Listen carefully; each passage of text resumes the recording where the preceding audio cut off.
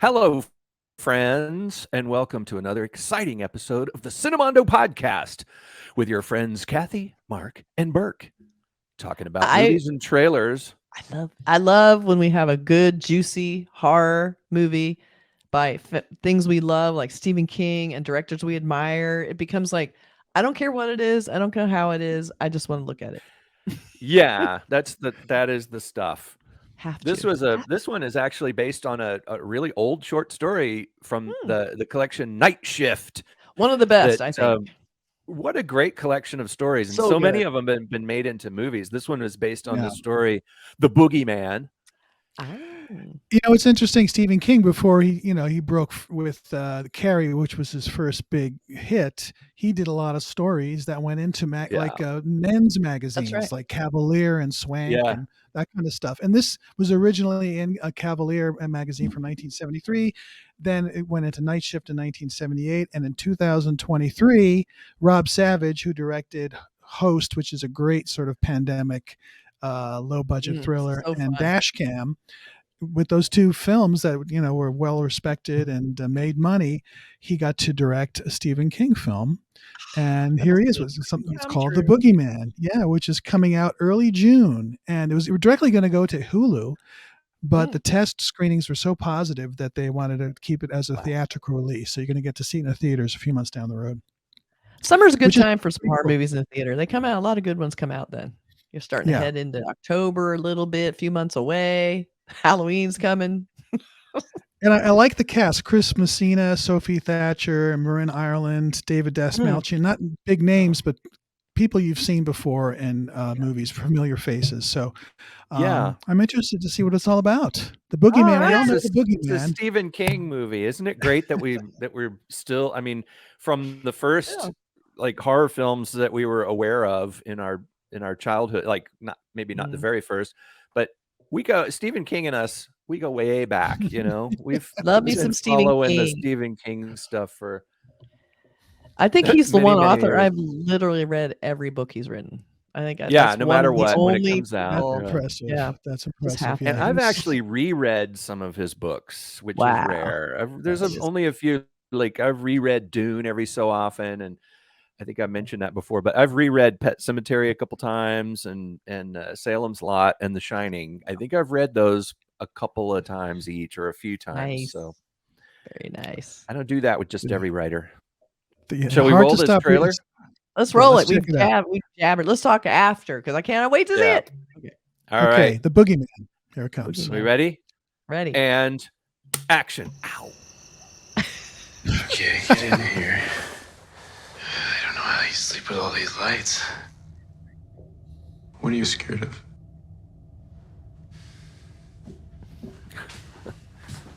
The closet door open. Creepy. That was me when I was a kid. Close that door. Okay, monster check complete.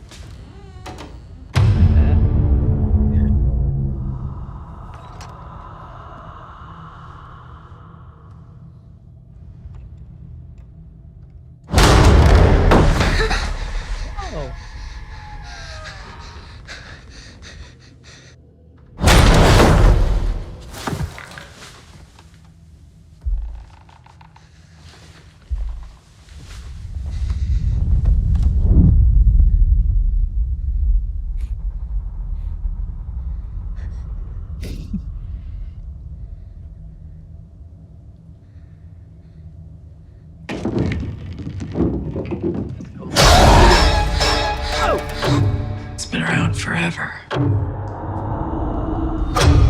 Hidden. In the dark. It's like all those spooky monsters you think are hiding under your bed. It's not real. What is this?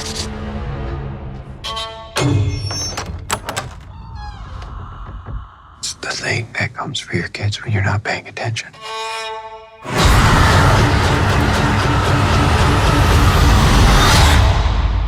You believe me, don't you?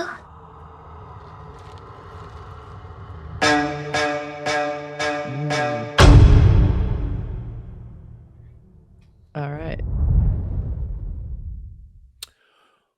Well, all right. Well, nothing's really new. I mean, I know it's like kind of nothing special about it. We've seen all that before, the kid. I mean, we've seen that in Poltergeist. I mean, countless Monsters hundreds. Incorporated. And maybe that's because it's a movie. The story was written about 50 years ago, 1973. Yeah. So, That's so you're going to an older thing, but maybe the performances, maybe the direction, will sort of make it still fun. It's PG-13, so we're not getting too heavy. It's not. What? Yep. I'm out. Maybe a scary movie for the younger folks, like Oh, a young God. young adult, a YA kind of a Stephen King. No, thing, do not maybe. make horror movies for those people. I think But that's did what you it is. expect- That's my guess. Did you expect Sully to come walking out of the closet and like I expected Monsters like Inc. they're back. Right. I think also there. What I think is fascinating, which is something to think about too, is there is the universal never has changed. Kids afraid of things under the bed and in the closet. Like that seems to be the general fear. I'd love to hear like what that's about. Like why are kids afraid of the dark? Why? Probably I because love of the movies. little weird, yeah, probably. It's like I love the idea that we're always afraid of something under the bed, or like even if I'm going to bed and I see the closet door kind of open, there's that black. I have to close it. I'm compelled to want to close it. I don't like it. Feels open, inviting something in. What is that primitive fear? It's a universal fear, and that's why it's been shown in thousands of movies forever. It's because I have a theory. What's your theory, Burk?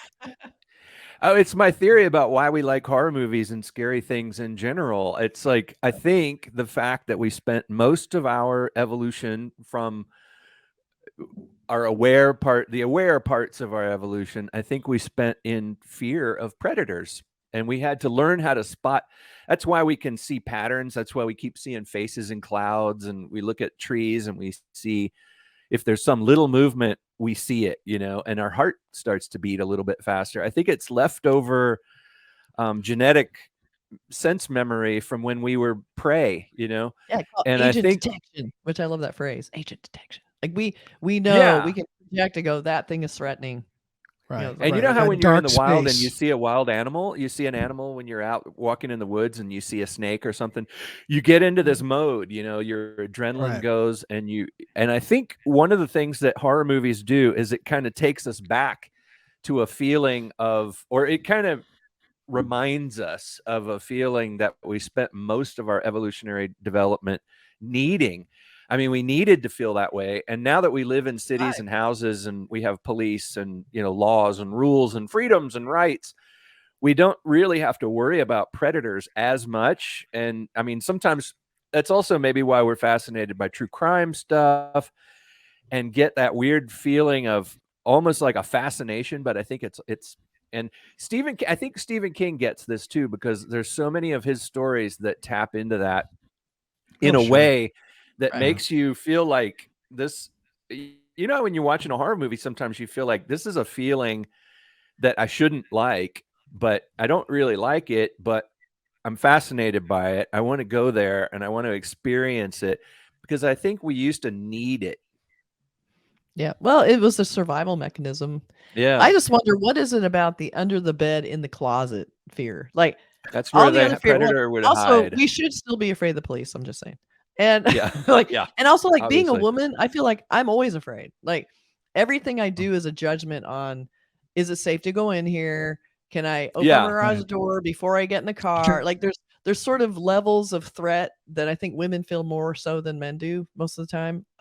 Like walking down a street, I'm always like double looking, making sure there aren't some shady guy in a car. Like you just don't know. So I feel like I kind of relate to that what you're talking about, the threats, even now, even though you're right, we do have certain things like, pepper spray. I have things that can protect me.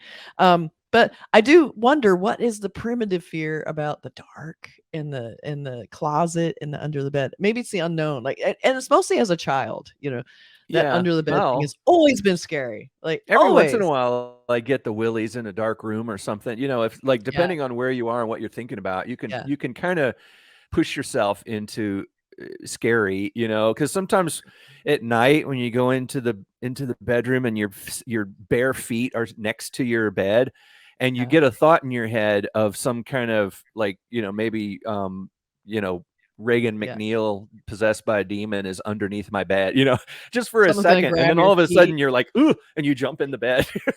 So, you know, I like that this trailer brought that up. Like, it makes us think Yeah. about those things, which is cool. I just Mark? wish it looked a little more different. And then also, Yeah. we can look at a poster real fast for this. So the very, very bare bones poster, which I Yeah. like. It looks almost like an illustrated door. You usually don't get away with this in posters. You got to like explain everything and show the cast and do all that. I mean, you could easily have seen them do in a past where it's a bunch of little kid looking scared with a glow around, you know, Or something. can we have a holding on tentacle that little coming moon. around the door? Yeah. Or some scary Some hand on the door. Yeah, it's like it almost wants us to read into. Like, here's this white poster with this one sliver of black that we're all kind of afraid of because we're afraid something's in there. I kind of like that Right. little element of it. So nice graphic poster. It's really Reminds nice. me of the painting in the Twin Peaks movies. Remember the door in Laura the Palmer's doorway room? that was so creepy, and there's a light kind of shining on the wall. Yeah, and that you was pushed awesome. in on it. Ooh, it was so awesome. Well, we Mark lost got Mark scared. halfway, but He got had to scared. He leave. ran away. He was checking the closet right now, I think is what he's doing. He's Making hiding. sure there's nothing under the bed. So there's our review of the new film by Rob Savage, who also did Host and Dashcam, which I also really like Dashcam. It did have a little problematic lead character who I thought was funny, but everyone hated her. The characters in the movie hated her. She was terrible, but I thought it was a really fun movie, and you know, it was kind of fun. And it involved kind of the pandemic. Both his movies involved the pandemic, so it'll be interesting to see that this movie probably isn't about the pandemic. So here he goes. Yeah, We're gonna do something with maybe Stephen not. King, no pandemic. It All right, might, you what know, the guys thing is, my feelings about this being sort of like another standard kind of pieces of the horror movie tropes put together into another movie that's very similar. Hopefully I'm wrong. Maybe it is kind of going for an old school vibe, you know, because the story, like Mark said, was written in 1973, and true. it's Stephen King, and maybe it's a classic scary movie and they're going for that, you know. Yep. So all right, we'll see. I'm definitely watching it though. All right. Oh yeah. Bye. All right. Bye everybody.